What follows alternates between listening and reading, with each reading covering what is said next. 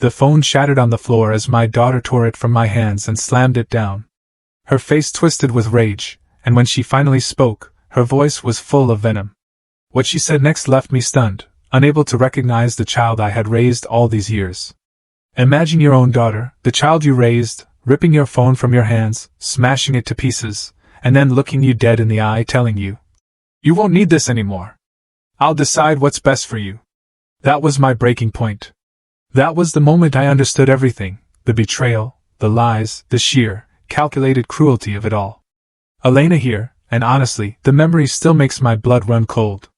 One minute, I was just trying to scroll through my news feed. The next, Alexia, my 28-year-old daughter, was standing over me, phone in hand. Before I could even react, she'd slammed it against the floor with a force that made me flinch. The screen shattered, just like my heart had, slowly, painfully, over the last few years. Her voice, when she spoke, was laced with this chilling contempt. "You won't need this anymore, Mom. I'll decide what's best for you." I just stared at her, Alexia, my sweet girl, now this hardened stranger. She had Robert's sharp features, my stubborn chin, but her eyes, they were different. Cold. Empty. When did my little girl become this controlling person? This wasn't my daughter.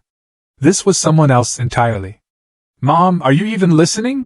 she huffed, rolling her eyes with a theatrical sigh. She bent down, picked up the broken pieces, the spiderweb cracks mirroring the broken pieces of my life. "This is exactly why Dad and I need to manage everything for you. You're getting worse." What was the point of responding? What could I even say?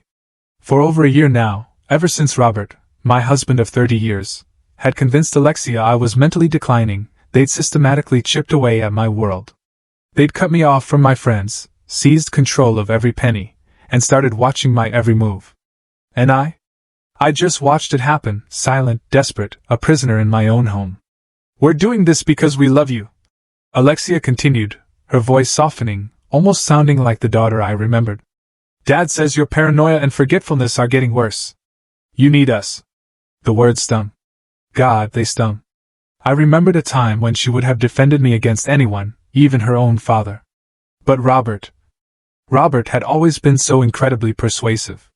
He was the town's most respected financial advisor, after all. Everyone trusted him implicitly, our daughter, me, everyone. Until I found those transactions. "I need to rest," I managed to say, my hand trembling slightly. "I think I'll lie down." I just needed to get away from her, from that suffocating control. Alexia's expression softened further, a hint of concern finally returning to her eyes. "Good idea, Mom. Dad will be home late tonight, some emergency with the Wilsons' accounts. I'll check on you before I leave for dinner with Marcus." Marcus. Her fiancé. Another financial advisor, working for Robert's firm. I'd met him maybe 3 times, and each time, something about his easy compliance with Alexia's stories about my condition made me deeply uneasy. I retreated to my bedroom, the one place they still allowed me some semblance of privacy. Though even then, I suspected cameras. I mean, who wouldn't at this point? I closed the door, pressed my hands against my face, and just sat on the edge of my bed. I was 58, not young, but I definitely wasn't losing my mind. The mental decline they kept insisting I was experiencing? That was their creation. A careful, insidious fabrication that had begun shortly after I dared to question Robert about strange, significant withdrawals from our joint accounts. "Investment opportunities," he'd explained, dismissing my concerns with a wave of his hand. "Nothing you need to worry about, Elena." But I had worried. I'd always handled our household finances while Robert managed the investments. And these withdrawals, 50,000 here, 75,000 there, they were unlike anything I'd ever seen in our 30 years together. When I'd pressed him for details, even showed him the statements, his face had darkened for a split second, a flicker of pure rage, before he forced a soft, concerned look onto his face. "Honey, we discussed this last month. Don't you remember? The doctor said these memory lapses might happen." But we hadn't discussed it. And I hadn't seen any doctors. That was the beginning. Small, almost imperceptible comments about my forgetfulness. Missed appointments I was absolutely certain I hadn't made. Keys and documents moved from where I'd placed them, only for Robert to find them moments later. His hushed, concerned discussions with friends and family about my episodes. By the time I truly grasped what was happening, it was already too late. He'd convinced our daughter, our oldest friends, even my sister Claire, who lived halfway across the country. My desperate attempts to explain were always dismissed as just confusion or paranoia, further evidence, they'd say, of my decline. I reached under my mattress, pulling out the small, worn notebook I'd been keeping. Dates, snippets of conversations, bank statements I'd managed to photograph before Robert locked me out of the accounts completely. My evidence. Evidence no one would believe. Just then, the doorbell rang, startling me so badly I nearly dropped the notebook. I quickly tucked it back into its hiding place and listened. "Mrs. Harlow isn't accepting visitors," I heard Alexia say firmly, her voice drifting up from downstairs. "I understand," a woman's voice replied, unfamiliar, professional. "But I'm not here to see Elena. I'm delivering these financial documents for Robert." "I can take those," Alexia insisted. "I'm sorry, but Mr. Harlow specifically asked that I wait and give them to him personally. Confidential client information." I moved quietly to my bedroom door, opening it just a crack. From the top of the stairs, I could see a tall woman in a crisp business suit standing at our front door, a sleek leather portfolio tucked under her arm. "Well, he won't be home for hours," Alexia said, irritation creeping into her voice. "You'll have to come back tomorrow." The woman glanced at her watch. "I see. Perhaps I could leave my card then. I can reschedule." As she reached into her pocket, her eyes flicked upward, meeting mine through the narrow opening of my door. There was no change in her expression, but something in her gaze, a momentary, almost imperceptible sharpness, made me freeze. "Here you are," she said, handing Alexia a business card. "Please tell your father I'll be in touch." After Alexia closed the door, I retreated back to my bed, my heart hammering against my ribs. Something about that woman seemed oddly familiar, though I was certain we'd never met. 15 minutes later, Alexia's footsteps approached my door. "Mom, I'm heading out to meet Marcus. Dad should be home around 9 o'clock. There's soup in the fridge if you get hungry." Her voice was gentler now, almost the daughter I remembered. "Thank you, sweetheart," I managed, hating the tremor in my voice that she would surely interpret as another sign of weakness. I listened. As she descended the stairs, grabbed her keys, and left. The house fell silent, and for the first time in days, I was truly, completely alone. I waited another 10 minutes, just to be sure, before moving to my window, watching Alexia's car disappear down the street. Then, I pulled out my emergency burner phone. I'd bought it months ago, during a rare, unsupervised trip to the pharmacy, paid for with cash I'd been secretly saving from household money. I had one chance to get this right. Tomorrow, everything would change. My fingers shook as I typed out the text message I'd rehearsed countless times in my mind. "Ready?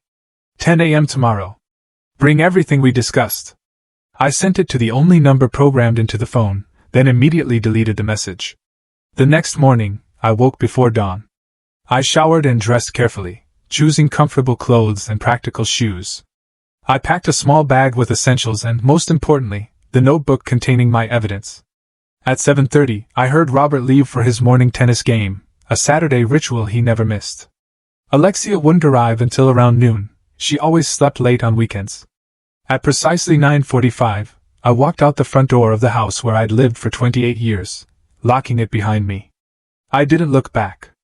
By the time Alexia came to check on me later that day, she would find the note I'd left on my perfectly made bed. And when she saw what I had done, I knew panic would set in. Not for my safety, but for what was about to be exposed. I sat in a small cafe 2 towns over, my hands wrapped around a mug of tea I couldn't bring myself to drink. The morning crowd had thinned, leaving just a few patrons scattered among the tables.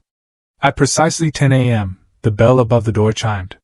The woman from yesterday, the one who had delivered documents to my house, walked in, scanning the room until her eyes found mine. She moved with confidence, sliding into the seat across from me. "Elena," she said. Not a question, but a confirmation. "I'm Meredith Hanson." Up close, I could see she was perhaps 10 years younger than me, her dark hair showing only a few strands of silver. Her eyes were sharp, observant. "You were at my house yesterday," I said, keeping my voice low. "How did you know who I am?" "Your sister Claire hired me." She placed a business card on the table. "Hanson Investigations." I nearly knocked over my tea. "Claire?" But she believes I'm. She did, Meredith corrected. Until she received this. She slid a sealed envelope across the table. Claire's handwriting marked it as returned mail. With trembling fingers I opened it. Inside was a birthday card I'd sent Claire 3 months ago, along with a handwritten letter detailing my suspicions about Robert. A letter I'd never actually mailed. Robert intercepted it, I whispered, the pieces finally falling into place. He must have been going through my things. Meredith nodded. Claire received that envelope 2 weeks ago, forwarded anonymously. She called me immediately. But who would? We'll get to that, Meredith said, checking her watch. Right now we need to move. Your husband has already been to the house. He found your note. My stomach clenched. In my letter, I'd written only that I needed time away to think, that I would be in touch when I was ready. I'd said nothing about my suspicions or plans. Still, Robert would know I'd escaped his carefully constructed cage. What about Alexia? I asked, my heart aching for my daughter. He's called her. She's on her way to the house now. Meredith stood. My car is out back. We have a lot to do today. I followed her to a nondescript sedan parked behind the cafe. As we drove, Meredith explained what she'd discovered in the 3 weeks since Claire had hired her. Your husband has been systematically draining accounts for nearly 2 years. Not just yours, but client funds too. He's incredibly careful. Uses shell companies, makes everything look like legitimate investments. The Wilsons, I said, remembering what Alexia had mentioned yesterday. He said there was an emergency with their accounts. Meredith's gaze flicked to me in the rearview mirror. The Wilsons discovered discrepancies. Robert's been scrambling to cover his tracks. We arrived at a small motel on the outskirts of a neighboring town. Inside a modest room, I found my sister Claire waiting. Elena! She rushed forward, enveloping me in a tight hug. I'm so sorry I didn't believe you. I should have known better. Tears stung my eyes as I returned her embrace. Claire had always been my protector, my confidant. Robert had managed to drive a wedge between us, but here she was, when I needed her most. There's someone else you need to meet, Meredith said, checking her phone. She should be here soon. Who? I asked, wiping away tears. The person who sent the envelope to your sister. 20 minutes later, a knock at the door announced her arrival. Meredith opened it, and I gasped. Mrs. Harlow, said Martha Wilson, the wife of one of Robert's wealthiest clients. We'd attended the same charity functions for years, but had never been close. Martha, you sent the letter. She nodded, taking a seat at the small table. I've been suspicious of Robert for months. Thomas, my husband, trusts him implicitly, but I noticed changes in our portfolio statements. When Thomas confronted him, Robert always had explanations that sounded reasonable. So you started watching him? Meredith clarified. Yes. I followed him one afternoon and saw him checking your mail before you got home. He opened several letters, including one addressed to Claire. The look on his face when he read it. Martha shuddered. I knew something was terribly wrong. Martha made copies of everything before sending the original to Claire. Meredith explained. She's been our inside source ever since. My head was spinning. But what about the Wilsons' emergency Alexia mentioned? Martha's expression darkened. Thomas finally listened to me and requested a full audit of our accounts. Robert's been trying to prevent that from happening. We have evidence of embezzlement, Meredith said, opening her laptop. Not just from your accounts, but from at least 12 clients. The total is close to $3 million. I felt lightheaded. Where's the money? Some is in offshore accounts. Some was used to fund a secret life your husband's been building. A secret life? What do you mean? Meredith turned the laptop to face me. On the screen was a property listing for a beachfront home in Costa Rica, purchased 6 months ago by an LLC that traced back to Robert. She clicked to another tab. A woman in her 30s smiled back at me, her arm around Robert's waist. They stood on the deck of what appeared to be the same Costa Rica house. Her name is Vanessa Diaz, Meredith said gently. They've been seeing each other for almost 3 years. The room tilted. 3 years. While I was cooking his meals, sharing his bed, building our life together, Robert had been planning his escape with a younger woman, using stolen money, our money, his client's money. Does Alexia know? I whispered. We don't think so, Claire said, squeezing my hand. But there's more. Meredith scrolled to another document. Your mental decline is documented in medical records from Dr. Phillips. Dr. Phillips. A name I'd heard mentioned, but had never actually met. I've never seen this doctor. That's because he doesn't exist, Meredith said bluntly. The medical license number is fake. The office address is a vacant property Robert owns through another shell company. He created a false medical history for me. The full extent of his betrayal, the sheer audacity, was finally hitting me. But why? If he wanted to leave, he could have just divorced me. Because of the prenuptial agreement you both signed, Claire reminded me. If he divorces you without cause, he gets nothing from your family's trust fund. The trust fund my parents had left me. Not massive, but substantial enough that Robert had insisted on managing it throughout our marriage. I'd thought little about it over the years, trusting him completely. If you were declared mentally incompetent, however, Meredith added, he could be appointed your guardian, and your guardian would have complete control over the trust. And Alexia? I asked, my voice barely a whisper. Where does she fit into this? Martha looked uncomfortable. Her fiancé Marcus, he works for Robert. Is he involved? We're not sure yet, Meredith admitted. But here's what we do know. 2 days ago, Robert transferred a large sum to an account in Marcus's name. Just then, my burner phone buzzed with a text message. I looked down and felt the blood drain from my face. What is it? Claire asked, alarmed. I held up the phone. The message was from an unknown number. Mom, where are you? Dad found your note. He's frantic. Please come home. We just want to help you. Alexia, I whispered. She can't know about this phone, Meredith said sharply. How did she get the number? Before I could answer, another message appeared. If you don't come home by tonight, we'll have to report you missing. The police will consider you a danger to yourself because of your condition. Please, Mom, don't make this worse. I stared at the screen, realization dawning. Robert. It's not Alexia. It's Robert using her phone.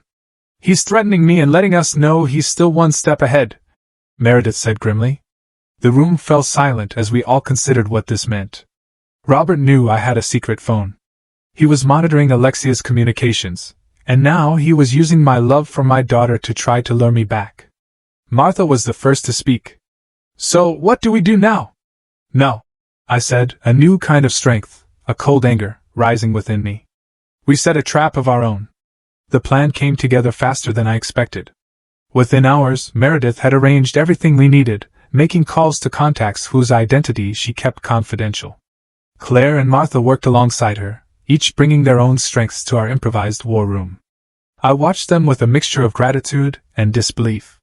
3 days ago, I'd been a prisoner in my own home, slowly losing my mind, convinced by the very people I loved. Now I had allies. Strong, capable women fighting for me. You need to respond to Robert's text, Meredith said, handing me back my burner phone. We need to buy time. I composed a careful message. I'm safe. Need space to think. Please don't involve police. We'll call tomorrow. Perfect. Meredith nodded. Vague enough to keep him guessing, but reassuring enough that he won't panic and do something rash. What if he traces the phone? Claire asked, ever practical. He can't, Meredith assured us. It's a prepaid phone purchased with cash. Even if he has connections in the phone company, the most he could get is the general location when a text is sent, which is why we're sending it from here, Martha added, and then moving to another location immediately. The phone buzzed almost instantly with Robert's reply. Elena, please. Alexia is worried sick. Whatever is bothering you, we can work through it. I love you.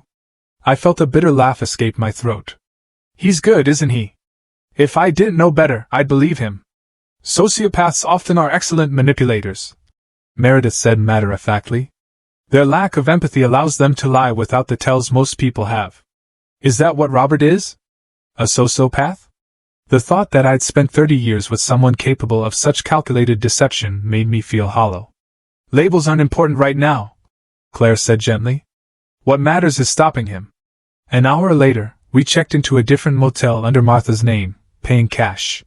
The room was similar to the first, clean but basic, with 2 double beds and a small table by the window. What about Alexia? I asked as we settled in. It was the question that had been gnawing at me all day. How do we make her see the truth? That's going to be the most difficult part, Meredith admitted. She genuinely believes her father's story about your mental health. Direct confrontation likely won't work. She'll just see it as confirmation of your paranoia. We need evidence she can't dismiss, Martha suggested. Something so irrefutable that even Robert can't explain it away. The medical records, I said suddenly. Dr. Phillips doesn't exist. Right. If we can show Alexia that the doctor diagnosing me isn't real, it's a start, Meredith agreed. But Robert could claim you're seeing a different doctor, or that you're confused about the name. What about the offshore accounts? Claire suggested. Financial records proving he's been stealing? Again, he could claim those are legitimate investments you've forgotten about, Meredith countered. Remember, in Alexia's mind, you're the one who's confused. Martha had been quietly typing on her tablet. What about this?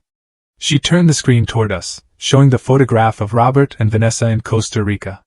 Infidelity is harder to explain away, but easier to forgive, I said quietly. If it comes down to believing her father is unfaithful, or her mother is mentally ill, which is easier for Alexia to accept? The room fell silent as we considered the problem. I think we're approaching this wrong, Meredith finally said. We shouldn't be trying to convince Alexia directly. We need to create a situation where she discovers the truth herself. How? I asked. By using Robert's playbook against him. Meredith smiled grimly. He's been gaslighting you for months, making you question your own sanity. What if we turn the tables? Over the next few hours, our plan took shape. It was risky, with multiple moving parts. But if it worked, Robert would be exposed not just to Alexia, but to everyone who mattered. That night, I barely slept, my mind racing with everything I'd learned and everything still to come. Around 3 a.m., I slipped out of bed and sat by the window, watching the occasional car pass on the highway. Can't sleep? Claire whispered, joining me. I keep thinking about all the signs I missed, I admitted. How could I have been so blind? Claire squeezed my hand. Because you loved him. Because you trusted him. That's not a weakness, Elena. It's what makes you human. I let him isolate me from everyone, even you. And now we're fixing that. She looked at me intently. You're not alone anymore. Whatever happens, remember that. Morning came too quickly. Meredith arrived at 7 a.m. with coffee and pastries, along with a middle-aged man she introduced as Detective James Fowler. James is an old friend, she explained. He works in financial crimes. The detective nodded at me. Mrs. Harlow, Meredith's filled me in. What your husband is doing crosses several legal boundaries. Embezzlement, fraud, identity theft with those fake medical records. But we need solid evidence, I said. Yes, and we need to move carefully. If Robert suspects law enforcement involvement, he could transfer the remaining funds somewhere untraceable, which is why today's meeting is so important, Meredith added. Are you ready? I nodded, though my stomach was in knots. At 10 a.m., I would meet Robert at a public park. My suggestion, sent via text late last night. He'd agreed immediately, clearly relieved I was willing to talk. Little did he know what I had planned. 2 hours later, I sat on a bench near the park's central fountain, exactly where I told Robert to meet me. Meredith and Detective Fowler were positioned nearby, pretending to be a couple enjoying the morning. Claire and Martha waited in a car at the park entrance. I spotted Robert before he saw me. He was scanning the area, his customary confidence evident in his stride. When his eyes finally found me, relief washed over his features. Elena, he said, approaching cautiously. Thank God you're all right. I remained seated, my hands folded in my lap. Hello, Robert. He sat beside me, leaving a respectful distance between us. You had us worried sick. Alexia has been beside herself. Has she? I asked mildly. Or have you told her she should be worried? His expression flickered briefly before settling back into concerned husband mode. I don't understand. Why did you leave like that? If something's bothering you, we can talk about it. That's what I'm doing now, I said, talking about what's bothering me. I opened my purse and removed a manila envelope, placing it between us on the bench. Robert's eyes fixed on it, a hint of wariness crossing his face. What's this? Evidence. I met his gaze steadily. Of everything you've been doing. The mask slipped for just a moment. A flash of anger, quickly controlled. Elena, you're confused. This is exactly why Alexia and I are concerned. Costa Rica is beautiful this time of year, isn't it? I interrupted. Especially that beachfront property you purchased 6 months ago. The one you visit with Vanessa? Robert went very still. I don't know what you're talking about. I think you do. I nudged the envelope toward him. It's all in there. The property records, the transfers from client accounts, the fake medical records for Dr. Phillips, a doctor who doesn't exist. Who's been filling your head with these delusions? His voice had hardened. Is it Claire? I know she's always been jealous of our relationship. Stop. My voice was quieter than I intended, but it cut through his words like a knife. It's over, Robert. The lies, the manipulation, all of it. I know everything. His expression changed then, calculation replacing concern. He glanced around the park, then leaned closer. What exactly do you want, Elena? Money? A divorce? Name your price. I want my daughter back, I said simply. I want her to know the truth. Robert laughed, a cold sound that sent shivers down my spine. Alexia believes what I tell her to believe. She thinks her mother is losing her mind. Who do you think she'll trust? The father who's been taking care of both of you, or the unstable woman who disappeared without warning? Let's find out, I said, reaching back into my purse. I pulled out my phone, not the burner, but a new one Meredith had provided. I pressed a button, and Robert's voice filled the space between us. Alexia believes what I tell her to believe. She thinks her mother is losing her mind. As the recording continued, a figure stepped out from behind a nearby tree. Alexia stood frozen, her face pale as she listened to her father's words in his own voice. Robert's eyes widened in genuine shock. Alexia, what are you doing here? She didn't answer him. Instead, she looked at me, tears streaming down her face. Mom. Her voice broke on the word. Is it true? Everything you've been saying? Before I could respond, Robert was on his feet. Don't listen to her. This is exactly what I warned you about. She's manipulating you, using edited recordings to turn you against me. Is Dr. Phillips real? Alexia demanded, her voice stronger now, laced with a terrifying calm. The doctor you said diagnosed Mom? Does he exist? Of course he exists. She's seen him multiple times. Then why? Alexia said, pulling out a piece of paper from her jacket. When I called the medical board this morning, did they tell me there's no Dr. Phillips with that license number in the entire state? Robert's face contorted with rage, then quickly smoothed into a mask of paternal concern.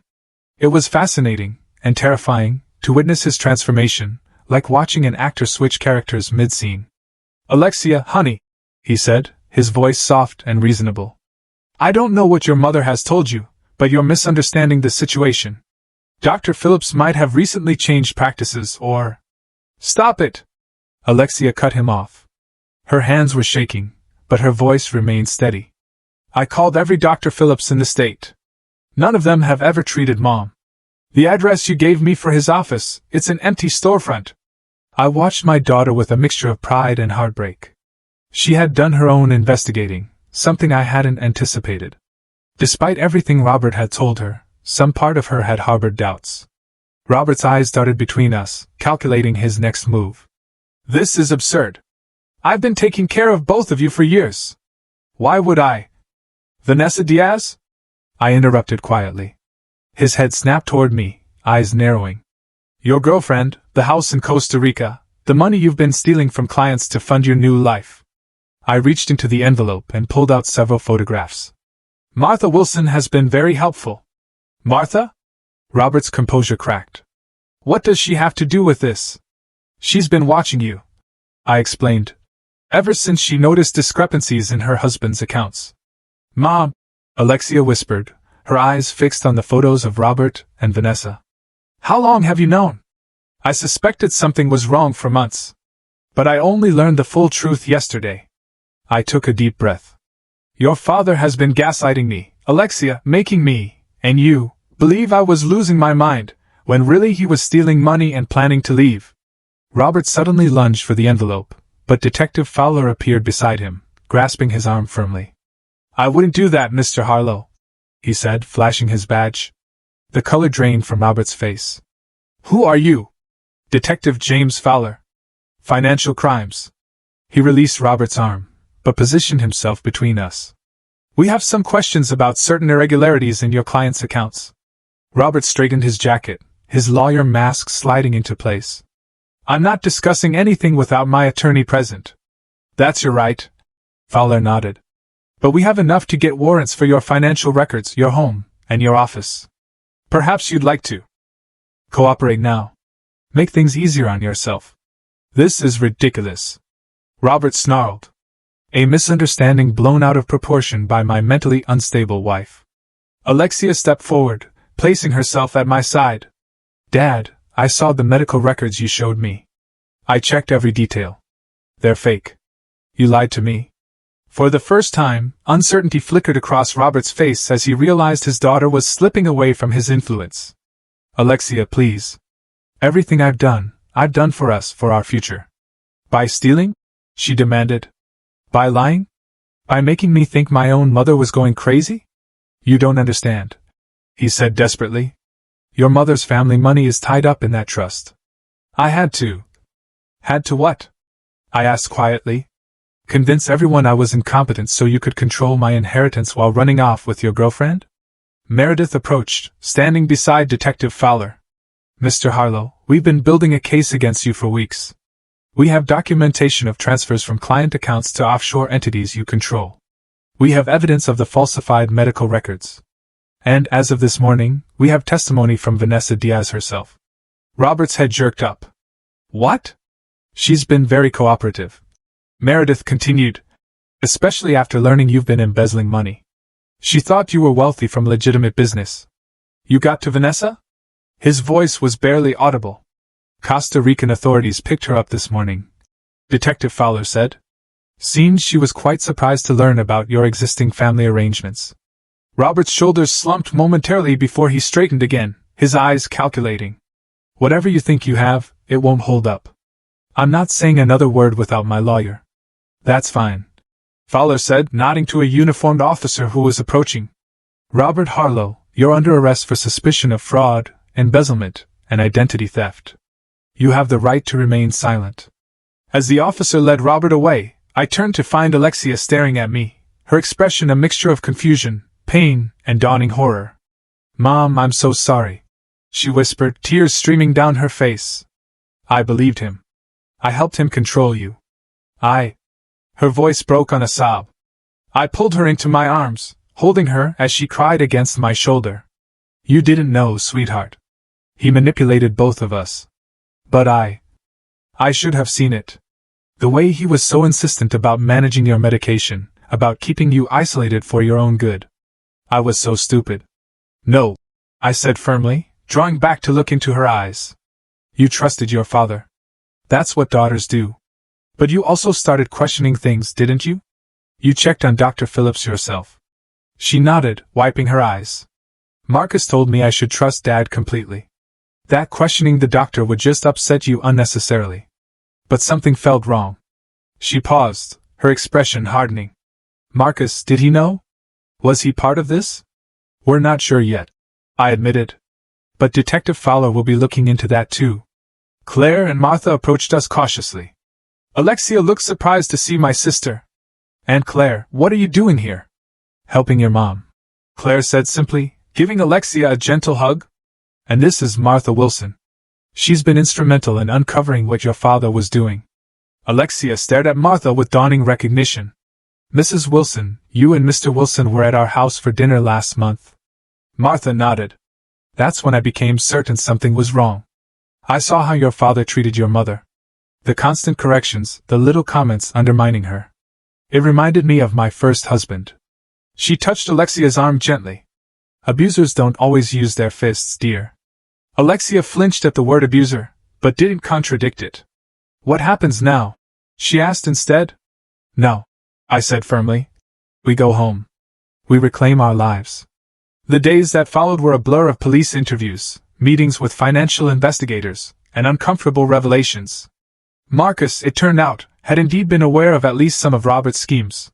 The money transferred to his account was intended as a handling fee for helping maintain the fiction of my mental decline.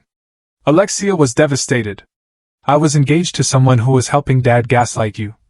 she said one evening as we sat in the living room of our home, a home that felt both familiar and strange after everything that had happened. He manipulated you too, I reminded her. Though I couldn't help the anger that surged when I thought of how Marcus had encouraged her to doubt me, to report my every word and action to Robert. I've been such a fool, she whispered. We both were, I admitted. But now we know better. A week after Robert's arrest, Alexia moved back home temporarily to help me sort through the financial mess he'd left behind. With Meredith and Detective Fowler's help, we were gradually untangling Robert's web of deceit. Some of the money had been recovered, though much was still missing. There's something I need to show you, Alexia said one afternoon, her expression serious.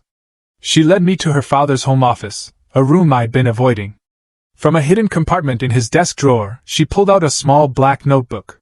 I found this yesterday, she explained, placing it in my hands. I think you should see it. I opened the notebook, my blood running cold as I read the first page. In Robert's precise handwriting was a detailed list. Elena's behaviors to document, forgetfulness. Move keys, wallet, phone regularly. Confusion. Change plans without telling her, then act concerned when she's unaware. Paranoia. Mention conversations that never happened. Each page that followed contained dated entries, a meticulous record of how he'd systematically gaslight me for months. The final pages held something even more chilling. A timeline for having me declared legally incompetent, with Alexia named as key guardian alongside Robert. The last entry was dated just 3 days before I'd left. A. Fully committed to the plan. Appointment with Judge Morris scheduled for next month. E. Showing increasing signs of distress. Perfect timing. After guardianship secured, Phase 2 begins. I closed the notebook, my hands trembling, not with fear now, but with an icy anger. What was Phase 2? Alexia asked quietly. I looked up at my daughter, seeing the guilt and pain etched in her features. She had been a pawn in Robert's game, just as I had. I don't know, I said truthfully. But I think we need to find out. 6 months after Robert's arrest, I sat in the courthouse waiting room, smoothing my hands over the fabric of my new dress. The preliminary hearings had dragged on for months, but today would bring closure. Robert's plea deal was being finalized. Nervous? Alexia asked, taking the seat beside me. She looked professional and poised in her tailored suit, though I could see the tension in her shoulders. A little, I admitted. But ready for this to be over. Detective Fowler approached us, his expression serious but satisfied. Mrs. Harlow, Alexia, the judge has accepted the plea agreement. Your husband will serve 7 years for fraud and embezzlement, with additional time for identity theft and falsifying medical records. Relief washed over me. Thank you, Detective, for everything. You did the hard part, he said with a gentle smile. Standing up to him took real courage. After he left, Alexia squeezed my hand. I still can't believe we found out what Phase 2 was. I nodded grimly. The investigation had uncovered insurance policies Robert had taken out on me. Policies that would pay millions upon my death. The timing of these policies, coupled with his research into undetectable poisons found on his laptop, painted a chilling picture of what might have happened had I not escaped when I did. Let's not think about that today, I said firmly. Today, we focus on moving forward. Meredith joined us, carrying a folder. The forensic accountants have traced nearly 80% of the missing funds, she reported. Most of the clients will recover the majority of their investments. And Vanessa? Alexia asked. Cooperating fully in exchange for immunity. She claimed she had no knowledge of Robert's crimes, but... Meredith shrugged skeptically. It doesn't matter, I said. She's out of our lives now. As we left the courthouse, I felt a weight lifting from my shoulders. The nightmare wasn't completely over. There would still be civil suits, financial matters to resolve, and emotional wounds to heal. But the worst was behind us. Mom, Alexia said as we walked to the car. There's something I need to tell you. The serious tone in her voice made me pause. What is it, sweetheart? I've been offered a job with Detective Fowler's department in victim advocacy, working with people who've experienced financial abuse and fraud. Pride swelled in my chest. That's wonderful. I want to help people like us. She continued, her eyes bright with purpose. Make sure they know they're not alone. Help them navigate the system. She hesitated. But it means I won't be moving back home permanently. Of course, I said, though a small part of me had hoped she would stay longer. You need your own life, your own space. What about you? She asked. Will you be okay in that house alone? There are so many memories. I smiled. Actually, I'm selling the house. You are? She looked surprised. But you've lived there for decades. Too many ghosts. I explained. Besides, I found a smaller place closer to Claire. It's time for a fresh start. Later that evening, Alexia and I invited Claire, Meredith, and Martha for dinner at my home. One of the last meals we'd share there before the sale was finalized. As I set the table in the dining room where Robert and I had hosted countless dinner parties over the years, I reflected on how much had changed. Need help? Martha asked, entering with a bottle of wine. Just finishing up, I said, arranging the silverware. Thank you again for everything. If you hadn't noticed Robert tampering with my mail. She waved away my thanks. I know what it's like to have someone make you doubt yourself. My first husband was a master at it. She set the wine down, her expression thoughtful. You know, when I first met you at those charity functions, I always thought you seemed constrained somehow, like you were holding yourself back. I was, I admitted. Robert always had very specific ideas about how I should behave, what I should say. After a while, it became second nature to filter everything through his expectations. And now? She asked. I smiled. Now I'm discovering who I am without those filters. It's liberating. The doorbell rang, announcing Claire and Meredith's arrival. Soon, the dining room was filled with conversation and laughter, a stark contrast to the tense, controlled dinners of the past. A toast, Claire said, raising her glass as we finished the main course. To my brave sister, who refused to be silenced. To Mom, Alexia added, her eyes shining with tears and pride. Who taught me what real strength looks like. To all of you, I countered, looking around at these women who had formed an unexpected circle of support around me, for helping me find my voice again. After dinner, as we moved to the living room for coffee, I noticed Alexia lingering by the family photos on the mantelpiece. I joined her, looking at the carefully curated images of our perfect family life. It's strange, she said softly. Looking at these now, I can see how controlled everything was, how Dad positioned us exactly how he wanted, made sure every picture told the story he wanted to tell. The perfect family. I murmured. I'm so sorry I didn't see through it sooner, she said, turning to me. When you first started questioning things, I just accepted Dad's explanation that you were confused. I should have. Stop, I interrupted gently. We've been through this. You were manipulated too. The important thing is that when you had reason to doubt, you investigated. You found the truth. She nodded, though I could see the guilt still lingered. Have you thought about what you'll do next besides moving? Actually, yes. I smiled, feeling a flutter of excitement. I'm going back to school. School? Alexia looked surprised. For my master's in art history. I started the program before I met your father, but never finished. It had been one of the first things Robert had subtly discouraged after our marriage, suggesting it was impractical, that I should focus on building our home instead. Mom, that's amazing. Alexia hugged me tightly. You'll be brilliant. Later that night, after everyone had gone, I sat alone in my bedroom, looking at the empty spaces where Robert's things had once been. The police had taken some items as evidence. I donated or discarded the rest. My phone chimed with a text message from an unknown number. My heart skipped a beat as I opened it. Elena, it's David Wilson. Martha gave me your number. I heard what happened with Robert. Would you like to meet for coffee sometime? Just as friends. No pressure. David Wilson. Martha's brother-in-law. A quiet, thoughtful man I'd met briefly at charity events over the years. A widower who taught literature at the local university. I remembered his kind eyes, his genuine interest when I'd mentioned my love of art history.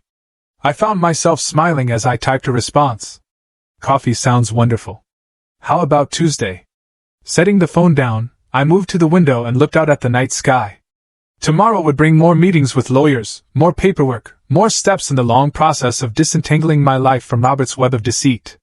But for the first time in years, I felt truly, completely free. 3 weeks later, I stood in the empty house for the last time. The furniture had been sold or moved to my new apartment. The walls were bare where family photos had once hung. My